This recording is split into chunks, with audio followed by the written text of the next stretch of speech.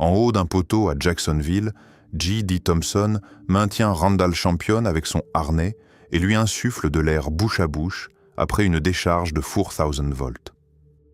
Le détail glaçant, Champion était suspendu inconscient et son collègue a dû commencer le sauvetage avant même qu'on puisse le descendre.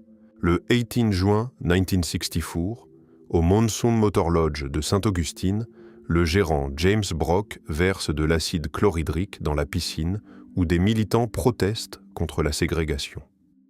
Détail frappant. Les policiers sautent dans l'eau non pour l'arrêter, mais pour évacuer les manifestants. Sur son dos, l'homme a résumé son CV comme une dernière pancarte de survie. 3 métiers, 3 langues, 3 ans de guerre, 3 enfants et 3 mois sans travail. Photographié au Royaume-Uni dans les années 1930, il ne demande pas la charité, seulement un emploi. La foule se presse devant la prison Saint-Pierre de Versailles pour voir mourir Eugen Weidmann, guillotiné à l'aube du 17th of June 1939. Le scandale provoqué par les spectateurs et les photos prises sur place pousse la France à interdire aussitôt les exécutions publiques. La porte de Brandebourg paraît presque intacte, mais tout autour d'elle, Berlin est vidé. Unter den Linden n'est plus qu'un axe désert entre façades éventrées et îlots rasés. Ce qui frappe ici, c'est le contraste entre le symbole impérial encore debout et la capitale allemande réduite à un paysage de gravats en 1945. Ce portrait de Leif ne montre pas seulement des cicatrices. Un médecin et un maquilleur y ont reconstitué les plus de fourrindres de points de suture reçus par Terry Sautschuk en 16 saisons de NHL. Détail terrible. Il y avait tellement de blessures qu'ils n'ont même pas pu toutes les placer sur son visage. Dans ce petit boîtier, Harold Agnew tient le cœur au plutonium de Fat Man, la bombe larguée sur Nagasaki. Le détail glaçant, quelques kilos de métal portés à la main allèrent devenir l'une des explosions les plus destructrices de l'histoire. Cette image est souvent présentée comme une scène du génocide arménien. Un homme tend du pain devant des enfants affamés dont l'un rampe presque au sol. Mais sa légende exacte reste discutée. Certaines archivent la date de 1915, tandis que d'autres signalent une attribution incertaine ou une possible manipulation. William Murphy se tient droit pendant qu'on lui tire dessus au revolver de calibre 38 pour démontrer son gilet pare-balles. Ce n'est pas une mise en scène de cinéma. En 1923, ce genre de test public servait à convaincre la police que l'armure pouvait sauver une vie. Par les fenêtres d'un immeuble de Detroit, l'alcool saisi coule comme une cascade après une descente d'agents de la prohibition. En 1929, détruire publiquement les stocks illégaux servait autant à appliquer la loi qu'à envoyer un message aux trafiquants. Assise sur l'aigle d'acier du 61e étage du Chrysler Building, Margaret Bourke-White photographie New York avec une chambre grand format. Vers 1930, Oscar Grobner la saisit au travail. Quelques années plus tard, elle deviendra l'une des premières grandes photojournalistes de guerre américaine. Cette haie d'if du domaine Bathurst n'est pas un mur végétal ordinaire. Plantée en 1720, elle atteint plus de 13 mètres de haut. Pour la tailler, les jardiniers grimpaient sur d'immenses échelles, un travail annuel qui prenait presque 2 semaines. L'avion n'a pas atterri. Il s'est planté dans le toit d'un bâtiment, avec la queue encore dressée au-dessus des tuiles. Il s'agissait d'un Friedrichshafen FF-49, un hydravion allemand de reconnaissance à 2 places, dont la chute a été photographiée vers 1918 ou 1919. Le trou dans le casque raconte presque toute l'histoire. Le 15 juillet 1969, le marine Jerry Garner aurait survécu à un tir pendant une attaque près de Da Nang, au Vietnam. Il a écrit la date sur l'acier, comme une trace exacte du jour où quelques millimètres de métal lui ont sauvé la vie. Pauline Barrett pose à Catalina avec un bar géant de 416 livres, pêché à la ligne en juillet 1901. Le détail qui frappe, le poisson mesure presque 2,40 m, mais la scène ressemble à une photo de studio, comme si l'exploit était devenu un trophée mondain. Cette tour humaine n'est pas un montage, mais une répétition pour l'ouverture des Jeux de Moscou, dans le stade Lénine. En juillet 1980, des danseurs et gymnastes soviétiques ont transformé des corps alignés au millimètre en architecture vivante. Devant l'objectif de Luigi Pesce, la tour de Togrul apparaît sans son ancien dôme conique, déjà perdu après un séisme. Ce mausolée seldjoukide de Ré, lié au souverain Togrul Beg, avait survécu depuis le XIIe siècle comme une masse de briques de 20 mètres au milieu du désert. Le 13 juin 1936, au chantier naval Blum et Voss de Hambourg, toute la foule fait le salut nazi, sauf un homme qui garde les bras croisés. Il est généralement identifié comme August Landmesser, un ouvrier qui rejetait le régime parce qu'on lui interdisait d'aimer et d'épouser Irma Eckler, une femme juive. Un mur séparait leurs tombes, parce que Jacobus van Gorkum était protestant et Josephina van Efferden catholique. À Roermond, en 1888, leurs enfants ont fait sculpter 2 mains qui se rejoignent au-dessus du mur. La règle les séparait, la pierre les réunissait. En Suède, à 5 heures du matin, toutes les voitures ont dû s'arrêter puis passer prudemment du côté droit de la route. Cette photo de Stockholm montre le chaos très contrôlé du Dagon H, le jour où tout un pays a changé de sens de circulation. Dans une salle contrôlée par l'armée américaine, des prisonniers allemands regardent les images filmées après la libération des camps de concentration. Les mains sur les yeux disent plus que les mots. En 1945, on les force à voir ce que le régime nazi avait voulu cacher. À plus de 300 mètres au-dessus de Manhattan, 3 acrobates posent sur le rebord de l'Empire State Building comme si le vide n'existait pas. La photo, prise en août 1934, montre un numéro publicitaire aussi spectaculaire qu'insensé, réalisé sans les protections modernes. Avant de dominer New York, la Statue de la Liberté était un puzzle géant dans un atelier parisien. On voit ici ses mains et ses plaques de cuivre encore séparées. Entre 1881 et 1884, des ouvriers l'assemblent chez Gadget, Gauthier et compagnie, avant son démontage et son voyage vers l'Amérique. La partie de cartes s'est terminée sur le sol du restaurant Nuova Villa Tamaro, à Coney Island. Joe Masseria, dit Joe le Boss, y est abattu le 15 avril 1931. Le détail célèbre, l'as de pique dans sa main, est probablement une mise en scène ajoutée après le meurtre.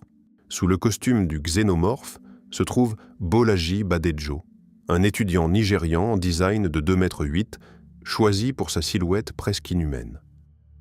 Cette photo de 1978 montre le monstre d'Alien avant l'écran. Pour Badejo, ce rôle sera le premier et le seul de toute sa vie. Le 1er mai 1947, Evelyn McHale tombe du 86e étage de l'Empire State Building et s'écrase sur une voiture garée. 4 minutes plus tard, l'étudiant Robert Wiles photographie cette scène étrange. La tôle est broyée, mais son corps paraît presque posé. À la gare du sud de Vienne, cette mère montre la photo de son fils à chaque prisonnier de guerre qui revient d'Europe de l'Est. En 1947, Ernst Haas photographie l'attente la plus cruelle. Chercher un visage absent parmi ceux qui ont survécu. Peindre la tour Eiffel, ce n'était pas passer un pinceau sur un monument. C'était grimper dans 324 mètres de fer avec Paris sous les pieds. En 1932, ces ouvriers travaillaient directement sur la charpente, là où une erreur pouvait coûter bien plus qu'une tache de peinture. Pas de guerre, pas de catastrophe, juste un père et son fils qui cassent la pose sérieuse des portraits anciens. Vers les années 1910, ces 4 images rappellent que derrière les vêtements rigides et les photos jaunies, les familles riaient exactement comme aujourd'hui. Au lieu d'un simple bonhomme de neige, 2 femmes victoriennes sculptent une véritable dame avec taille marquée, robe et posture élégante. Publiée dans The Strand Magazine en 1892, la photo précise qu'elle n'était pas artiste, seulement une pelle, des ciseaux et beaucoup d'imagination. Edward Curtis photographie une mère absaroquée, ou croc, tenant son bébé dans un berceau rigide décoré de perles. En 1908, chaque détail compte. La robe, les bijoux et le berceau montrent une culture vivante, pas une simple scène de musée. Sur la plage d'English Bay, Joe Fortes n'était pas seulement un sauveteur, il apprenait aussi à nager aux enfants de Vancouver. Né à Trinidad, il a sauvé officiellement 29 vies et probablement bien davantage avant de devenir une légende locale. 3 dentellières bretonnes travaillent au fuseau devant une pièce immense, si fine qu'elle ressemble plus à une toile dessinée qu'à du tissu. Vers 1920, ce genre de dentelle demandait des semaines de patience, chaque motif naissant de dizaines de fils croisés à la main. Claude Monet pose au bord de l'étang qu'il avait fait creuser dans son jardin de Giverny, avec les nymphéas derrière lui. En 1905, ce lieu était devenu son principal motif.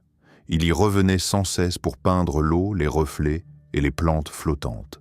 Ce mur de manteau n'était pas une installation artistique, mais un coup de publicité de Christian Troelstrup à Copenhague. Plus de 1000 pièces furent accrochées sur les 5 étages de la façade. En 1936, l'opération attira une telle foule que la police dut intervenir, et tous les manteaux furent vendus. Debout dans l'eau jusqu'à la taille, l'agent Jack Shuttleworth garde une pharmacie au coin des rues Hensley et Dixon pendant la grande inondation de Galt. Le 17 mai 1974, sa simple présence devait empêcher les pillages, alors que le centre-ville était traversé par les eaux du Grand River. Derrière l'image mythique des ouvriers déjeunant sur une poutre, il y avait un photographe qui prenait presque les mêmes risques qu'eux. Charles Clyde Ebbets est ici sur l'acier du Rockefeller Center en 1932, mais l'auteur exact de la photo célèbre reste encore discuté. Ce wagon-salon du Canadien Pacifique ressemble plus à un hôtel roulant qu'à un train. Fauteuils épais, tapis, miroirs et plafonds décorés. Vers 1886, ce luxe servait à vendre une idée nouvelle du voyage canadien. Traverser d'immenses distances sans quitter le confort. Par ce petit hublot d'un char Mark V britannique, on ne lance pas une arme, mais un pigeon voyageur chargé d'un message. Le 9 août 1918, près d'Albert pendant la bataille d'Amiens, ces oiseaux restaient l'un des moyens les plus sûrs pour transmettre des ordres quand les radios faisaient à défaut. 2 enfants sont assis sur un trottoir de Londres, devant une fenêtre où l'on distingue un visage d'adulte dans l'ombre. En 1903, ce genre de scène révélait la pauvreté extrême des taudis londoniens. Des enfants trop jeunes pour comprendre, déjà photographiés comme le visage de la misère urbaine. Bien avant les vêtements de sport, on patinait en tenue de ville, robes longues, chapeaux et vestes sombres, même pour filer sur roulette. Vers 1905, le roller était déjà un loisir très en vogue à Berlin, autant exercice mondain que divertissement urbain. Sous la couronne, Frédéric IX gardait le corps d'un marin. Dragons, oiseaux et motifs navals tatoués pendant ses années dans la flotte danoise. Quand cette photo paraît dans Life en 1951, elle montre un roi très loin de l'image froide et lisse des portraits officiels. Dans cette ruelle de Newcastle, on voit 3 couches d'histoire dans un seul cadre. La Black Gate médiévale, les Dog Leap Stairs et, au fond, la flèche de la cathédrale Saint-Nicolas. En 1889, Liddell Sawyer photographie une ville encore serrée dans ses passages anciens, juste avant que la modernisation ne les transforme. Sous les saucissons suspendus et les boîtes empilées jusqu'au plafond, l'épicerie des frères Ronga ressemble à un morceau d'Italie au cœur de New York. En janvier 1943, ce décor dit beaucoup sur les commerces d'immigrés. Petits espaces, stocks serrés et une identité familiale visible dans chaque détail. Depuis la baie de Naples, les habitants regardent le Vésuve projeter un immense nuage de cendres au-dessus du volcan. En mars 1944, cette dernière grande éruption détruit des villages voisins et ajoute des milliers de réfugiés à une Italie déjà en pleine guerre. Au bord du Grand Canyon, le touriste s'assoit dans le vide pendant que sa voiture reste garée à quelques pas du précipice. En 1914, Ce genre de photos vendait l'Ouest américain comme une aventure accessible, venir en automobile, s'arrêter et poser face à un abîme immense. 3000 ouvriers remplissent les étages du Chase Manhattan Bank Building pour une seule photo, comme si le gratte-ciel montrait enfin ce qu'il avait à construire. En août 1964, la tour de 60 étages dominait déjà le Financial District, devenu l'un des grands symboles du Manhattan d'après-guerre.